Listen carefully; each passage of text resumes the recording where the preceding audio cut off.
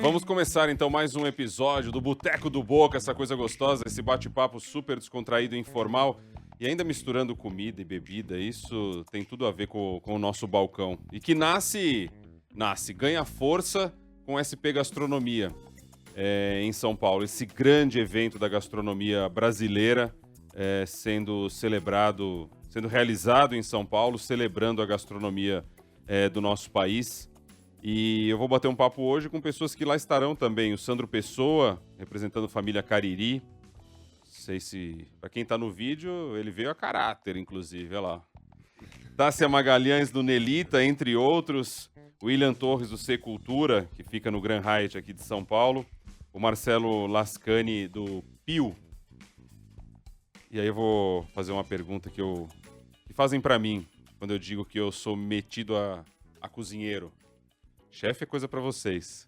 Eu gosto da história da cozinha, eu gosto de ir pra cozinha, eu gosto de fazer as coisas, me aventurar e tal. Tem uma pegada muito da gastronomia italiana, porque é uma história que eu já até contei em outros episódios aqui, porque por causa de amigos italianos, chefes italianos que vieram pro Brasil pra fazer parte desse mundo gigantesco, né, da gastronomia italiana. E aí, ensinando aqui, ensinando dali, reunir os amigos, ia aprender alguma coisa, curtia o dia muito, comendo e bebendo tudo aquilo que estava fazendo e que estava em volta da mesa e aprendi alguma coisa. E as pessoas perguntam, mas vem cá, e qual é o prato preferido seu? E aí, na frente de vocês aqui, eu vou perguntar. E daí, normalmente, o que acontece comigo e com os demais é que ninguém sabe qual é. Alguém tem na ponta da língua? Vai, fala, Tássia, você que tá olhando pra mim assim. Meu prato preferido é difícil, hein? Mas eu gosto de tudo que tem arroz. Ah lá. Arroz, que coisa do arroz, hein? Já é a segunda vez que a história faz essa pergunta e ela nasce pelo arroz. Então, eu vou insistir. O seu arroz qual é? Meu arroz favorito É. eu sou de época, tá? Agora é um arroz com tomates. E como é feito esse arroz? Um arroz onde a gente faz um suco de tomate, e aí começa a redução a partir dele e finaliza com alguns tomates grelhados. E assim, simples, desse jeito? Uhum. Qual é o tempero que tem? Não tem nada assim? Bota na panela? Como é que é feito isso? Conta pra gente, assim não. Não, Revela? tem um processinho aí, né, pra fazer esse suco do tomate. Aí tem toda a parte da redução dele, sem amargar, e aí faz o tempero a partir daí. E aí depois eu finalizo com tomates grelhados, tomate amarelo, tomate vermelho, tomate tigre. Por último, a gente coloca um papel de tomate também, que aí é mais complicado. E não é um risoto. Não é um risoto, não. E vai alho? Vai alho, Cebola? vai cebola. E frita o alho antes, assim, com a cebola? Faz o refogado, Faz o refogado? faz o refogado. E depois você coloca o arroz E depois coloca o pra arroz, cozinhar junto com o suco de junto com esse tomate? suco de E ele tomate. vai ficar Uhum. vermelho no final? Vermelho no final. É só isso, eu juro. Aí tô lembrando daquele risoto que a minha mãe fazia em casa, ela chamava de risoto, coitada. Ela nunca teve o Arroz com acesso. molho, arroz com Arroz com molho. Na minha molho. casa também rolava isso. O arroz com molho, só que esse Com mais aquele requintado. camarãozinho desse tamanho que a gente quase não conseguia enxergar. Aí era o arroz com camarão, né? Risoto Era o de risoto de camarão. camarão. Tá certo, tão bom quanto. Ô, William Torres, alguém mais aí no arroz ou vem com uma coisa diferente, uma pegada diferente? O arroz é uma coisa impressionante, o arroz, como tem um fascínio. No outro bate-papo aqui também tinha isso da história do arroz. A primeira, fiz a mesma pergunta e veio o arroz. E cada um tinha o seu jeito de fazer arroz. Alguns não usavam cebola, outros botavam o dente de alho inteiro. A história da maneira do cozimento. Sim. No meu caso também é arroz também, mas É? voltado pro risoto, né. Eu tenho um apelo afetivo muito grande por um risoto que a minha mãe faz lá também e eu particularmente aprendi também fazer. Tem risoto na família Cariri, com essa pegada brasileira, assim, essa pegada nordestina? Tem sim, é o risoto do sertão.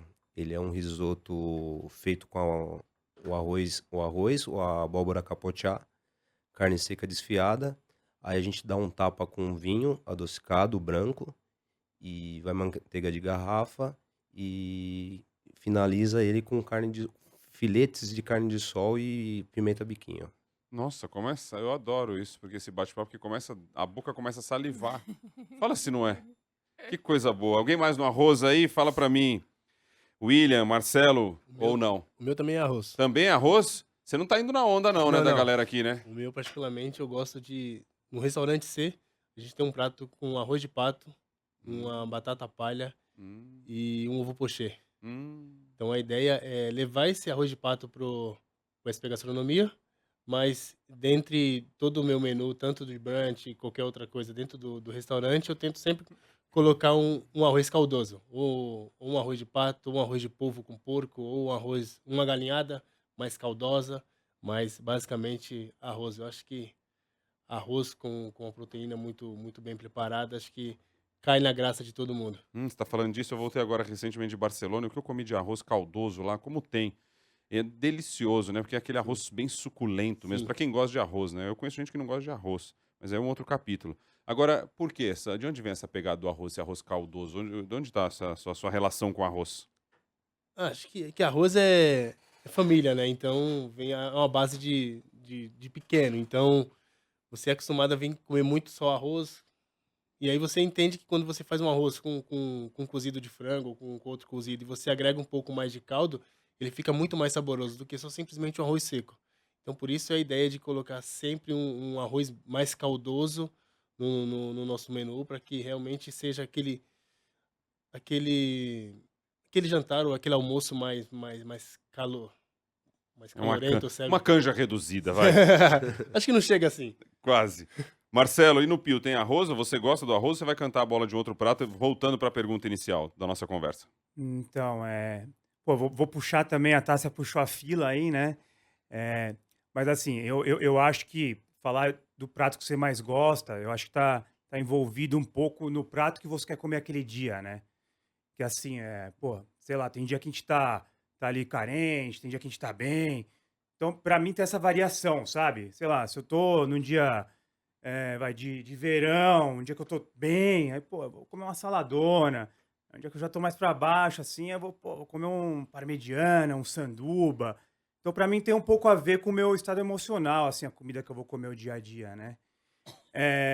Mas, assim, tem um prato que eu gosto muito também, que eu adoro, na verdade, é um dos meus prediletos, que minha tia fazia, né?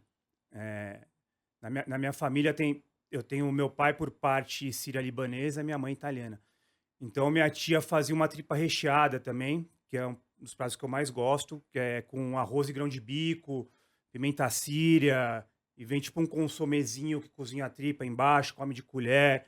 E eu acho um comfort assim. Eu lembro muito da minha tia quando era viva, quando eu ficava na cozinha com ela. Então, pra mim, me traz boas lembranças. E a tripa é o quê? É o. É uma tripa de cordeiro, né? Aí escalda, recheia, faz uma mistura de arroz com grão de bico. Esse é o recheio da tripa. Depois a gente cozinha com pimenta síria, cebola, suco de limão e cozinha meio que no vapor ali, né? Só um caldinho embaixo. E aí esse caldinho vai extraindo todo o sabor da tripa. Aí é servido tipo um consomezinho com a tripa recheada. E eu gosto muito da textura também da tripa, sabe? Aquela textura meio borrachinha assim, eu gosto. Eu acho confortável assim pra mim. É unanimidade isso daí? Não, é um prato. A gente come tripa no Nordeste? No Nordeste tem muito, né? Na verdade, um dos pratos exóticos lá, né, do restaurante, até tá no cardápio do Família Cariri, é a buchada de bode, né? Então é um prato bem exótico, assim, que tem bastante saída. E vai de encontro também com o prato afetivo do meu amigo aqui. E lá come com o quê? Feijão branco? Feijão fradinho, né? Fradinho. É a base do nosso feijão lá, que é a base pro baião de dois, né? O feijão fradinho. E aí o pessoal também come com arrozinho branco, e come a buchada, eles comem também com um pirão, né? É tradicional você comer com um pirão. Vai servido no prato com um pirão do caldo da buchada. Num restaurante, num hotel, funciona servir esse tipo de comida, William? Posso ser bem sincero? Claro, aqui Não, é sinceridade. não rola. Não rola. Eu sou brasileiro, então gostaria muito de incrementar esse tipo de iguaria, né? Vamos dizer assim, dentro de um hotel, mas realmente o público não aceita. O máximo que eu tenho dentro do restaurante é uma bochecha de boi. Uma bochecha de boi? Bom, já é. Tem saída? Muito. É? Como é essa bochecha de boi? Como é? Uma bochecha de boi braseada na cerveja preta, com uma ligô de mandioca e queijo da canastra e brócolis. E uma farofinha crocante de panko e castanha do Brasil. E o que é a bochecha de boi, pra quem nunca viu? É literalmente a bochecha do boi. Literalmente a bochecha do boi. Todo como mundo é? conhece umas carnes mais... Todo mundo conhece fraldinha, filé mignon, enfim. Mas a bochecha de boi é uma coisa, é um tipo de carne que tá se entrando em muitos restaurantes hoje. Qual que é a textura? E é feito. Você tem que cozinhar ou grelhar? Tem que cozinhar. É Tem uma que carne cozinhar. mais rígida, então ela precisa de um tempo mais de cocção. É, pelo menos umas 2 horas e meia é o que eu uso lá no restaurante, 180 graus. É imersa na cerveja preta, com um bom merripoar e vai.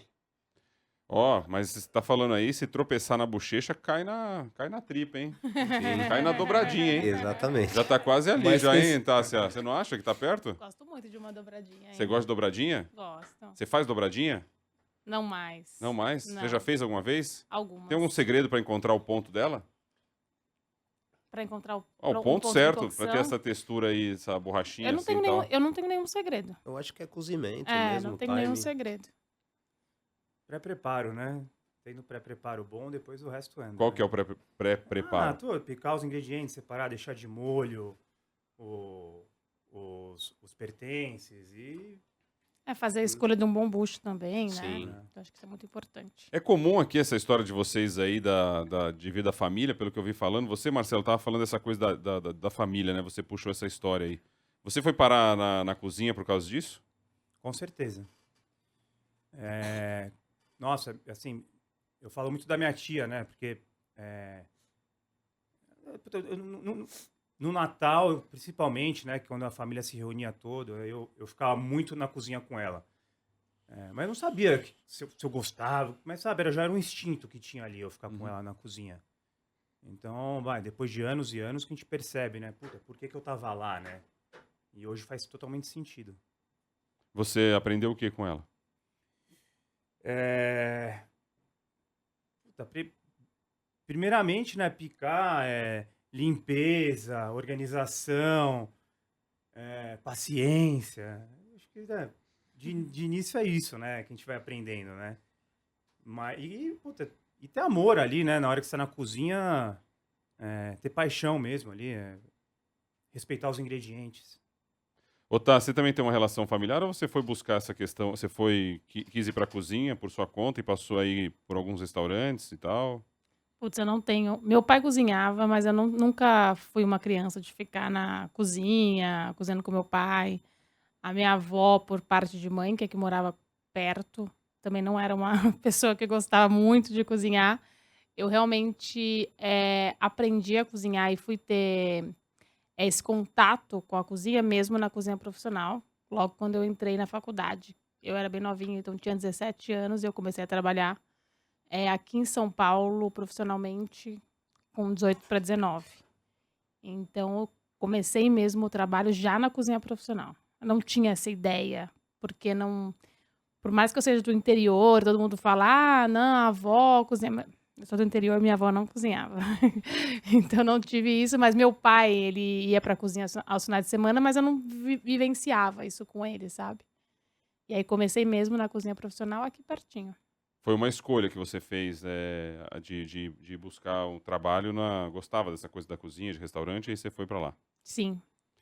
Comecei a estudar sobre, a ler um pouco, e aí decidi, prestei a faculdade, entrei, e desde então E foi um caminho natural que você achou de chegar o momento de abrir o seu próprio restaurante?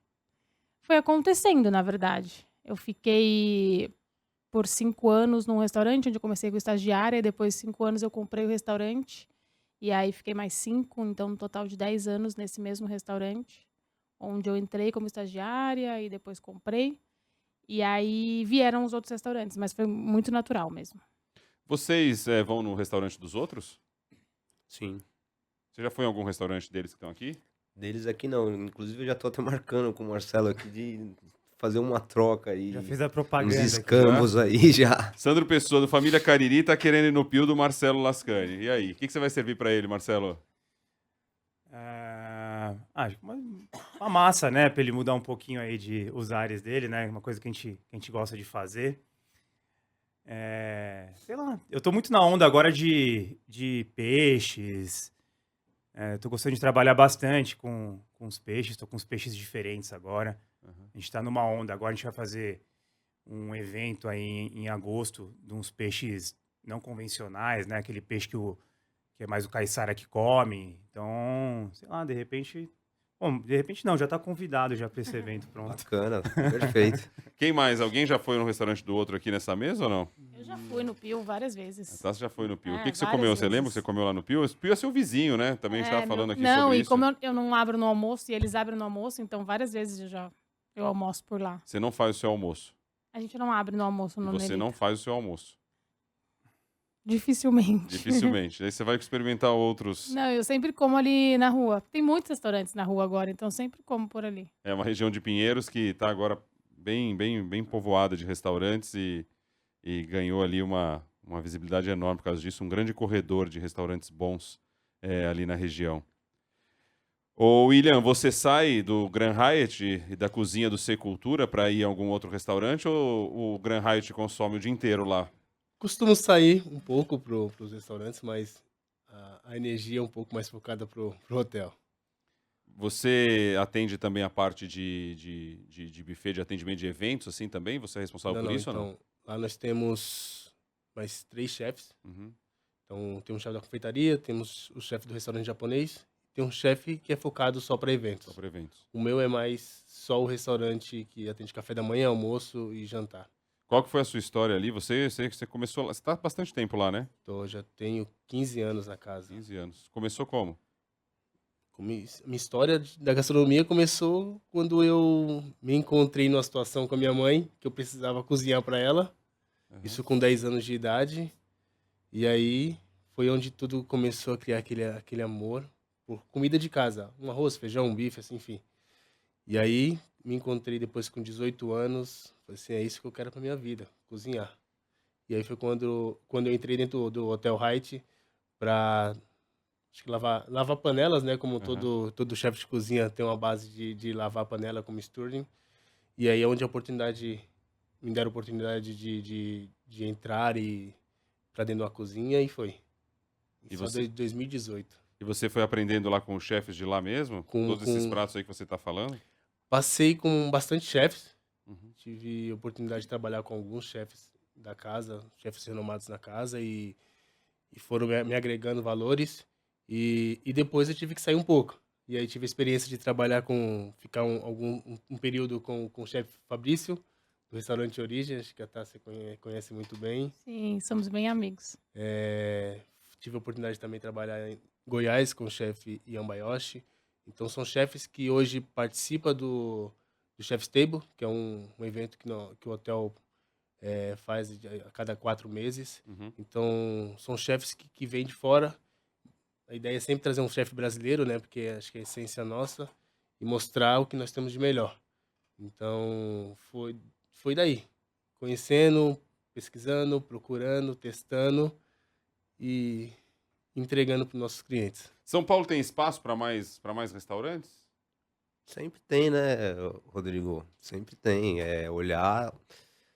Existe uma gama, um universo de empreender no ramo da gastronomia, né? É só você ver a oportunidade hoje com esse avanço tecnológico para você trabalhar as mídias sociais e você tendo um cardápio bem elaborado, aonde você criar uma situação, eu acho que dá para começar de repente com um delivery, para entender ali regional, fazer uma pesquisa mercadológica e implantar sua marca. Você não foi para a cozinha. Quem fica na cozinha é sua mãe, é isso? Sandro Pessoa, da família Cariri. Na verdade, eu tô dentro do projeto desde os 11 anos de idade, né? Então eu passei por todos os processos dentro do restaurante. Uhum. O restaurante ele surgiu dentro do CTN com a origem do CTN, né? Então eles são 2 parceiros que correram junto.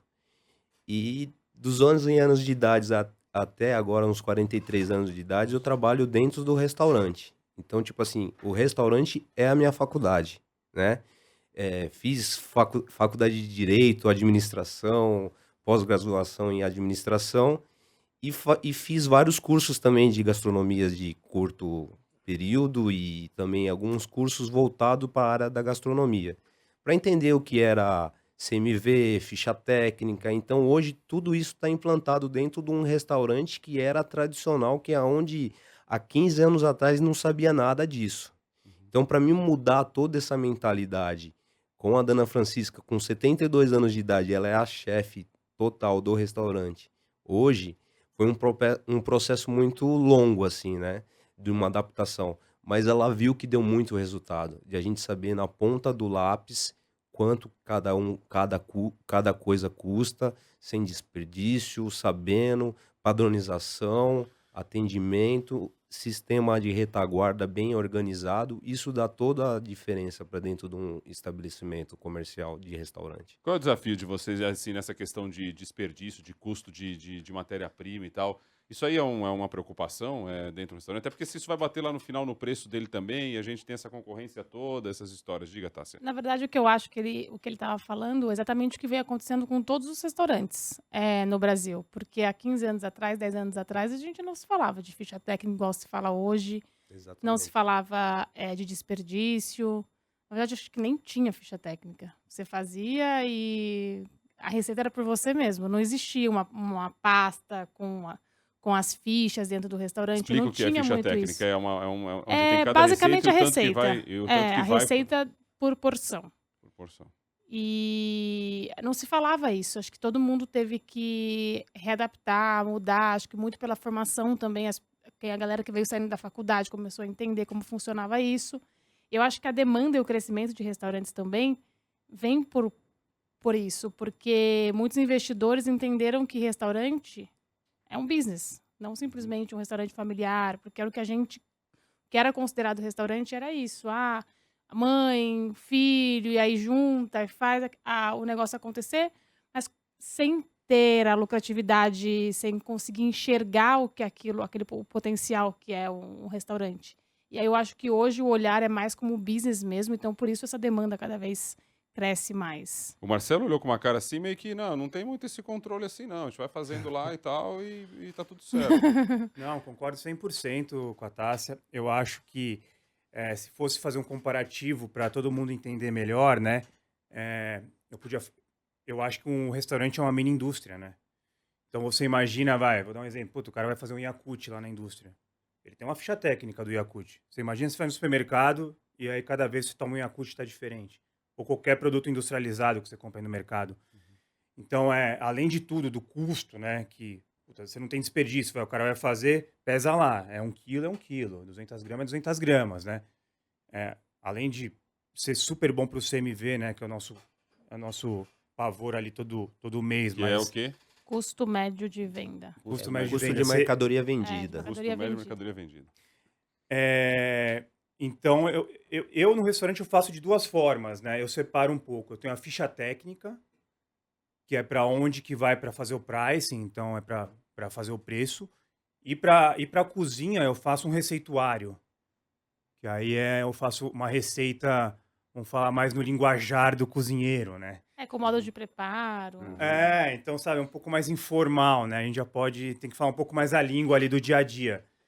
E aí tem foto, tem tudo. E isso ajuda, né? Porque a gente também, né? Um dia a gente vai tirar férias, sabe? A gente precisa um dia, né? Pelo menos a gente sabe que ali tem pelo menos um parâmetro, né? Para seguirem, né? Então, além do custo, eu acho que a grande importância é essa, né? Profissionalizar o restaurante. Acho que a palavra tá aí. Não, eu queria saber mais do... Deixa eu só... É que eu não quero perder o ponto. Daqui a pouco eu volto aí. Quero ver um pouco desse controle todo aí num restaurante de um grande hotel. Mas outra coisa que me ocorre é isso. Vocês estavam falando das escolhas da vida de vocês, o tempo que você passou no Cariri até agora, a Tássia com a história dela, enfim, cada um com a sua história. E aí eu trago pro meu dia a dia, que quando a gente faz a escolha da nossa profissão e que tem os plantões, né? E os horários muito impróprios. Eu tô numa batida madrugadeira ou madrugadora, da forma como quiserem, já há 10 anos nessa pegada. E de vez em quando com alguns plantões, estou evoluindo no sentido de tentar fazer menos plantões do que eu já fiz na vida. Espero que isso siga nesse mesmo linha, não tem nenhum revertério aí. Mas e vocês, essa escolha que faz? Não tem sexta, não tem sábado, não tem domingo, não tem final de semana e folga na segunda-feira? Como é que é isso, essa escolha dessa vida?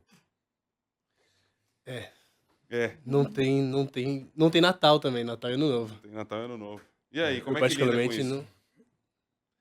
A família tem que entender.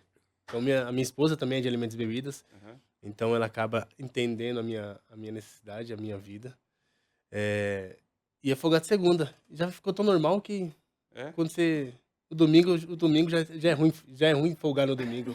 Você já encontrou programação para fazer, coisa para fazer na segunda-feira, na sua folga? Eu acho que é ficar em casa com a esposa e com o filho. Acho que é a Netflix. melhor coisa. Netflix.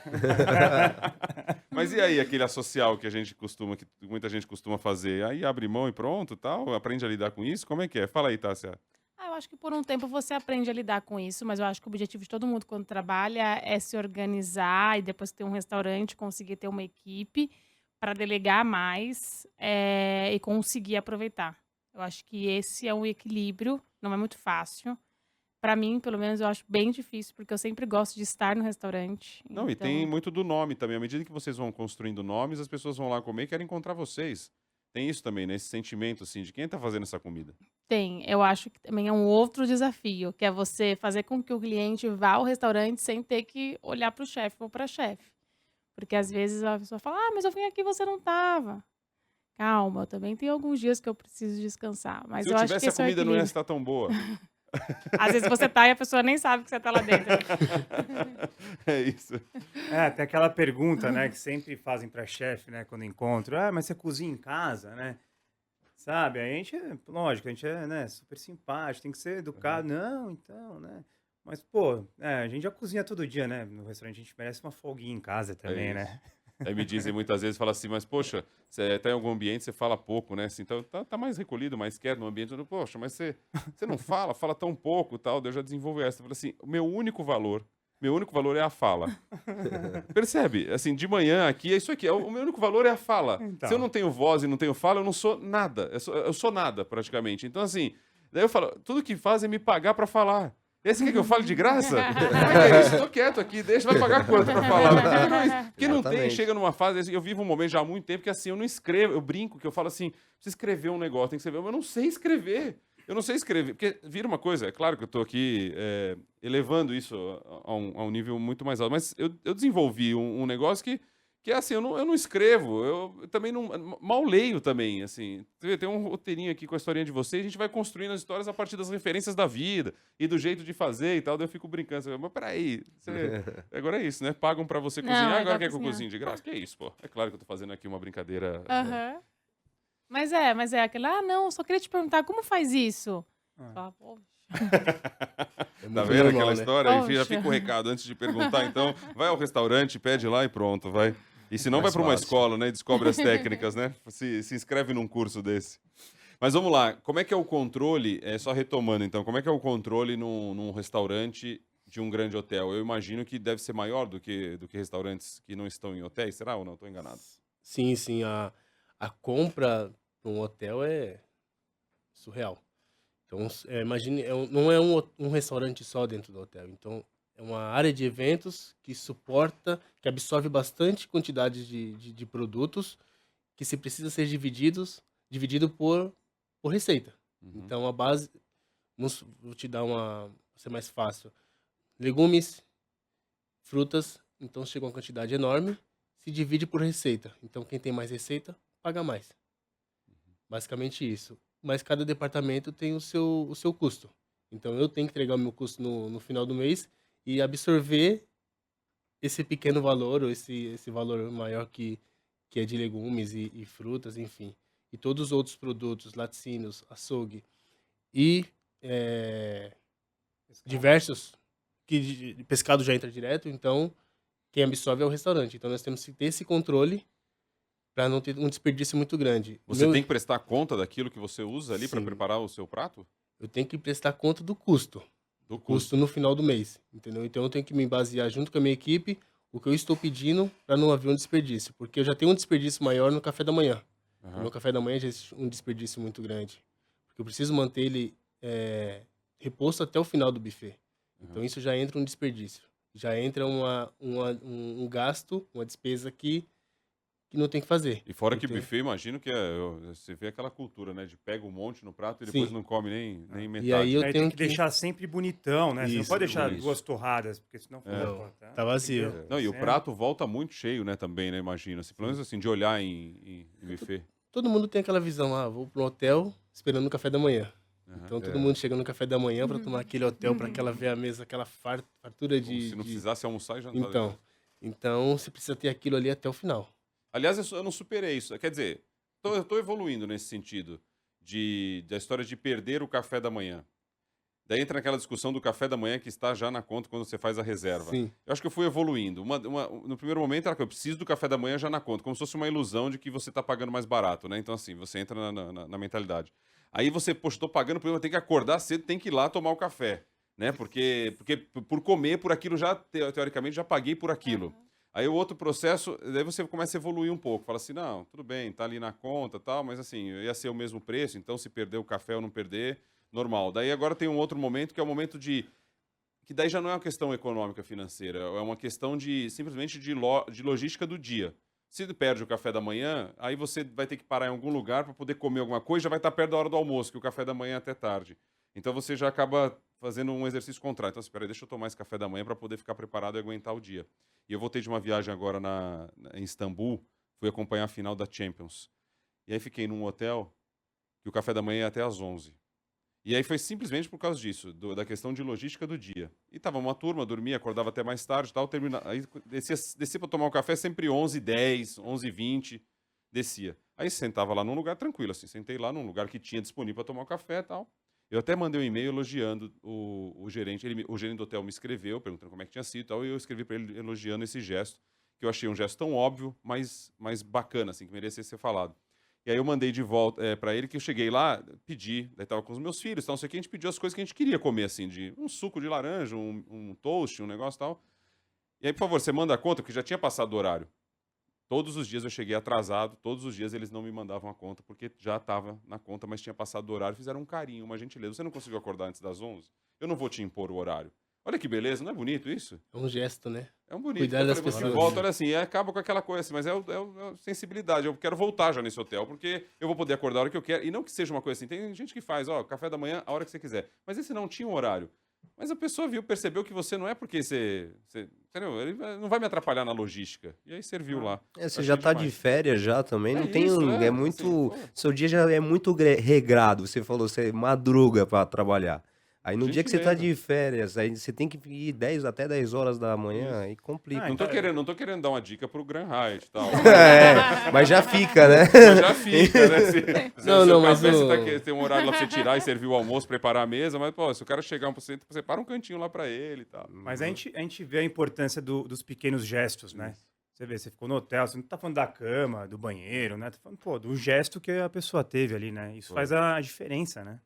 É, então, e vale pra um dia a dia de restaurante também. É, o nosso hotel preza muito disso, né? Cuidar das pessoas. Então a gente tenta sempre cuidar das pessoas da melhor forma possível. Então, a pessoa desce e quer só tomar um café. Toma um Até café. que horas é o café da manhã lá? De segunda a sexta até as 10h30, sábado e domingo até as 11. Fazer um teste. Vem Vai cá, lá quem que que eu- faz o café da manhã? O café da manhã é o quê? Não tem muito segredo, né? Tem o café da manhã. O café da manhã é o quê? O omelete. É, nós Agora tá na temos moda a uma- questão do avocado toast É. e tal. Nós temos o uma. Eggs Benedict. Nós temos tudo isso, mais uma mesa farta de frutas, cereais, iogurtes, outra de pães, bastante variedade de folhados, uma outra estação só com ovos mexidos, ovos cozidos, cada dia uma variedade de ovos, linguiça e por aí vai.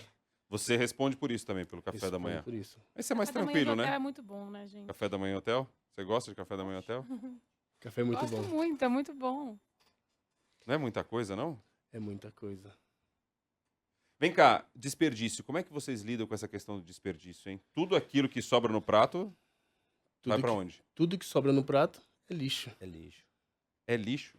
Vai pra parte Felizmente, de compostagem, né? A gente tem um trabalho de compostagem lá no CTN, e aí essa parte vira adubo, né?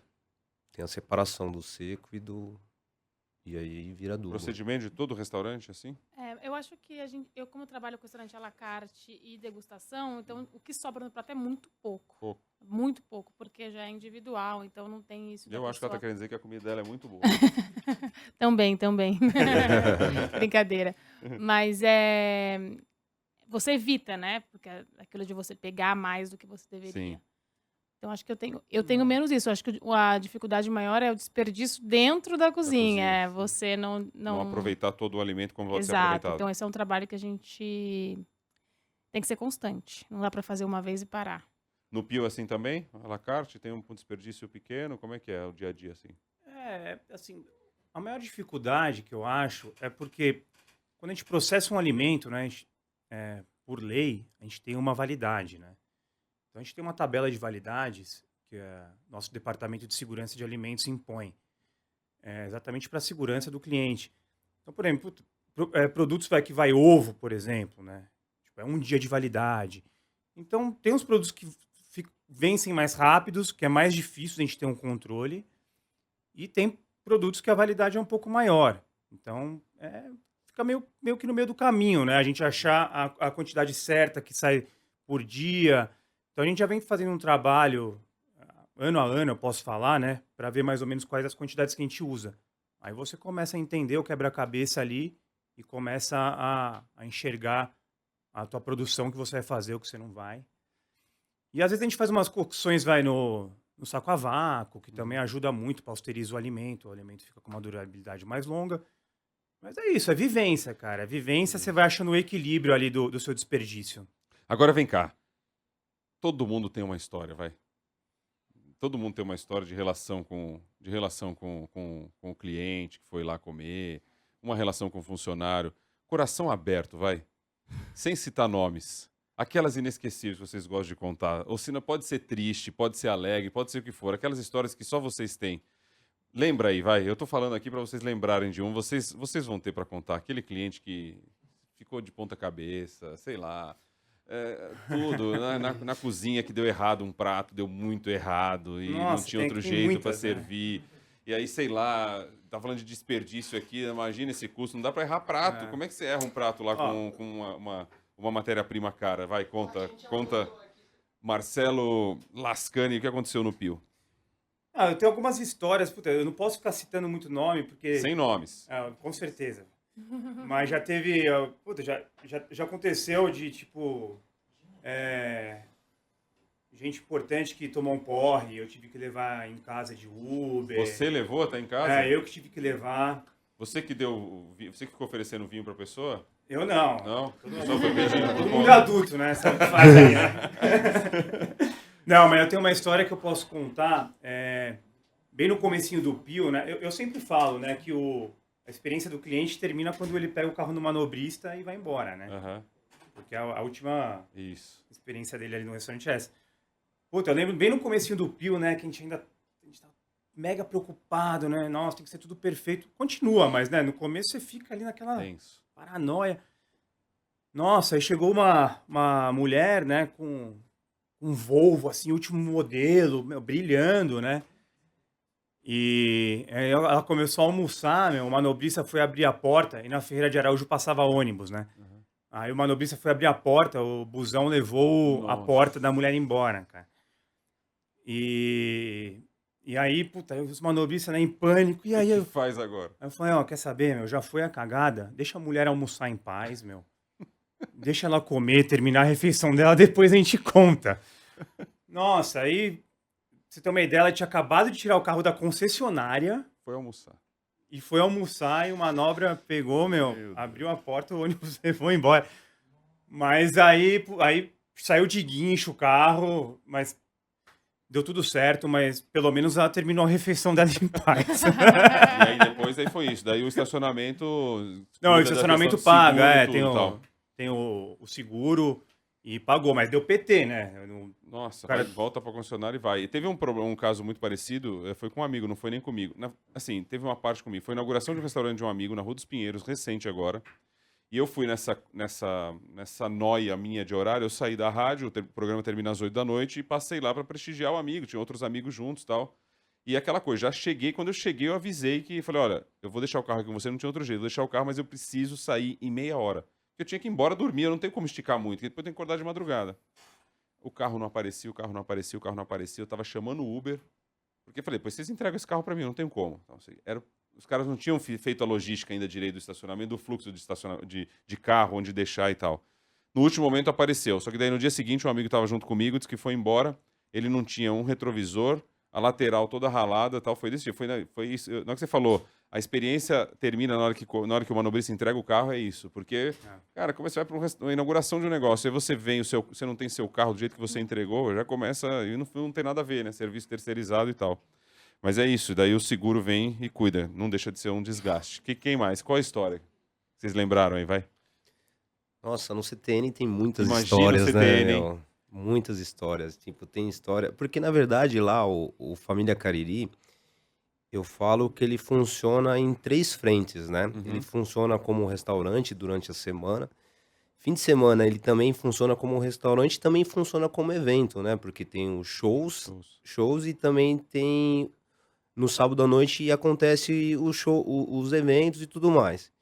Então, nessa atmosfera, o que que acontece? É muita bebida, muita azaração, muita coisa. Então, acontece muitos casos de desentendimento um pouco, mas a gente consegue contornar muita coisa lá. Mas a gente também tem um caso muito ilusitado lá, que a gente tem uma personagem nossa lá, que é a Maria Bonita lá, Uhum. a Isaura, né? Então a Isaura é uma pessoa muito excepcional lá, e ela gosta de tomar uma pinguinha lá, né? Toda vez ela vai lá no Cariri, ó, quero tomar aquela lá, Cariri com mel lá e Cariri tal. com mel. Ela vai lá. E teve um dia que ela foi tirar uma foto lá com um cliente, porque ela fica lá interagindo com o pessoal Uhum. dentro do CTN. Teve um dia que ela foi tirar uma foto lá na frente do CTN e o piso tava um pouco molhado. Ela tirou a foto, deu uma escorregada, foi aquele pandemônio, por Deus, assim. Isso aí ficou meio engravado na história, assim, do Marcado. CTN. Parou de interagir com todo mundo depois dessa ou não? Ou parou de tomar Não, uma pinga? levantou, tomou mais Tomou mais uma uma e e seguiu o vambora, tá baile. certo, é Vamos, isso vamos aí, tocar o vambora. barco aí. Tá, você tem alguma história que você lembra aí curiosa, legal? Tem Conta aí. muitas histórias. Ih, Vai, já uma vi que te gente ocorre. sendo pedida em casamento e não Ah lá, aceitando. Tá chegando num ponto que eu tô aqui, mas vocês são muito É. discretos, né? Eu fico me olhando só daquela visão da cozinha, o que você deve ver, aquela pessoa que vai ali, enfim, a história de vida dela e tal, mas deixa Tem esse muita ponto coisa. a Você gente, fica muito vamos próximo manter do a descrição. cliente. Mas conta aí Mas uma, vai. teve uma que essa foi recente, essa eu nunca tinha visto. A gente estava no restaurante, eu e o Dani é meu marido e trabalha comigo. Uhum. E a gente estava saindo do restaurante, aí a nossa funcionária liga e falou, Dani, estranho, tá tudo molhado aqui na parte de cima, embaixo, e a gente não sabe o que que é. Daí o Daniel foi olhar na câmera. A gente tinha acabado de sair do restaurante. Quando eu olho, a cliente me fez xixi em pé. Em pé. Essa foi assim, eu nunca tinha visto acontecer. E depois ela sentou na mesa e continuou o jantar. Mas isso o quê? Da onde tava molhado? Fez em pé onde? No Ela ambiente do restaurante? subiu, acho que pra ir no banheiro de cima. Aí não aguentou e Aí foi... tava fechada a porta porta do banheiro, porque fechada. acho que tinha gente dentro Aham. do banheiro de cima. E aí ela ficou indo pra um lado e pro outro e ela realmente fez Meu xixi. Deus. Coisa, não. Ela fez É xixi só na uma calça. entre tantas histórias. Oh my God. Isso foi tipo, eu nunca tinha visto isso. Nunca. Foi a primeira vez. Vamos Pra dar mim um foi jeito de meio enxugar. maluco. Vamos dar um jeito de E o enxugar Nelito é tudo. mais formal, então você fala, É. como que a pessoa conseguiu fazer um negócio desse? Não sei. William, conta aí, vai. Tá tudo autorizado lá pelo raio. Pode falar, não esquenta a Não, cabeça. não. Aqui é. Não, não. Olha lá. Aqui é o Boteco do Boca, tá tudo autorizado. É que nem Las Vegas, vai ficar aqui só. Ninguém vai. Ninguém Não, vai. Ninguém vai contar pra ninguém. Acontece muitas coisas no restaurante, né? De ser pedida. Eu ainda não vi um rapaz pedir a mulher em casamento e não aceitar. Só no último agora que ela ficou meio assim, Teve dúvida? mas aceitou. Acho que pela quantidade de garçom que tava perto, ela ficou com vergonha de deixar o marido constrangido e acabou aceitando. Tá certo, então tá bom, Mas vocês uma ajudaram coisa nessa. que me marcou bastante foi até essa semana. Foi um cliente que eu já cuidava dele fazia muito tempo. Ele é espanhol e vinham sempre pra cá pro Brasil para se tratar. Uhum. Infelizmente, semana passada ele não resistiu e veio a óbito e a esposa dele mandou uma mensagem pra gente informando o que aconteceu. E deixa a gente realmente muito triste, né? Porque Claro. você cuidava dos clientes, né? Era uma refeição diferente, não podia ter sal, não podia ter isso, não podia ter aquilo. Então, fulano de tal vai chegar no hotel. Então, você tinha aquele cuidado com ele. Mas, infelizmente, não resistiu. Mas fica a saudade e o carinho pelo tempo que a gente cuidou dele. Isso aí.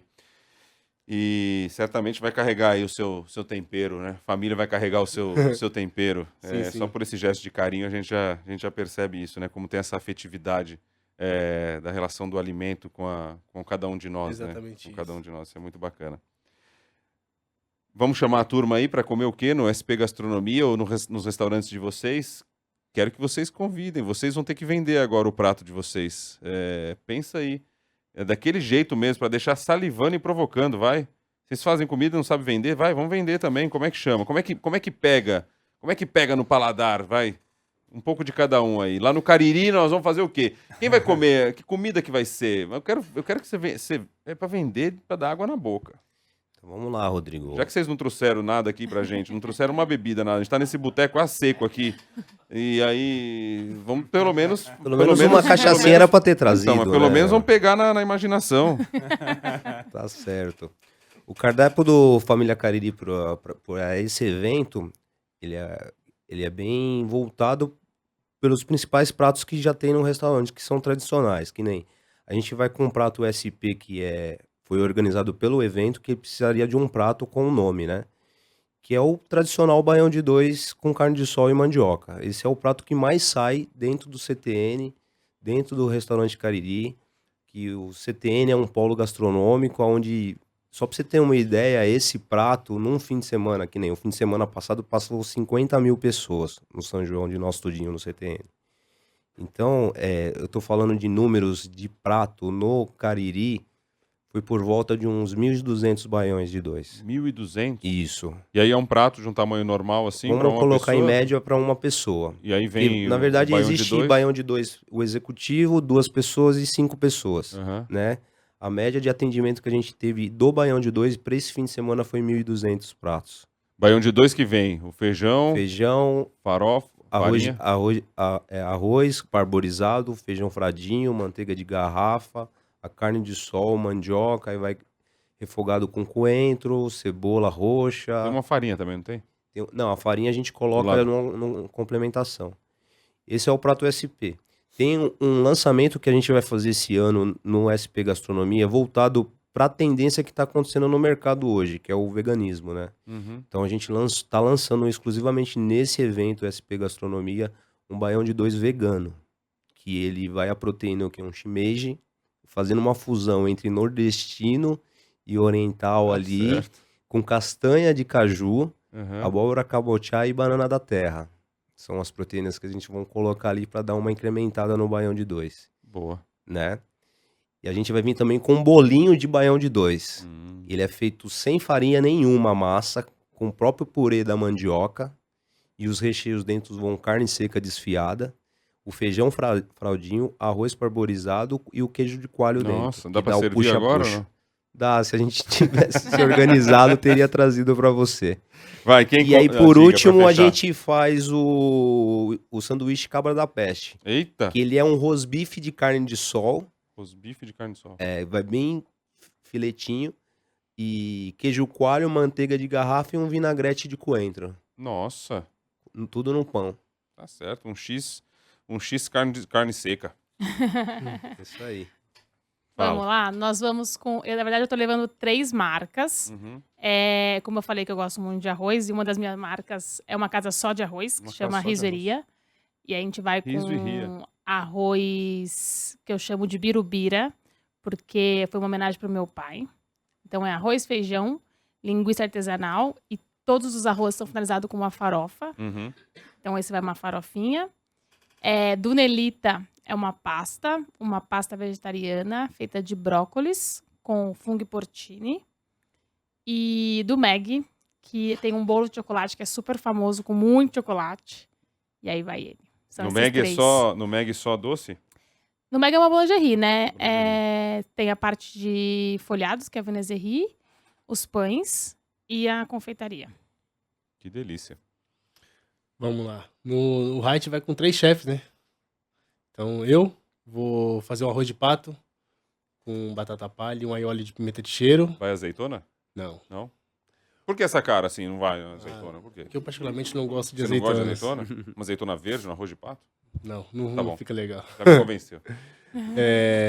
Aí tem o chefe Tanaka, que é o japonês, que vai com balde de porco, um aioli de wasabi.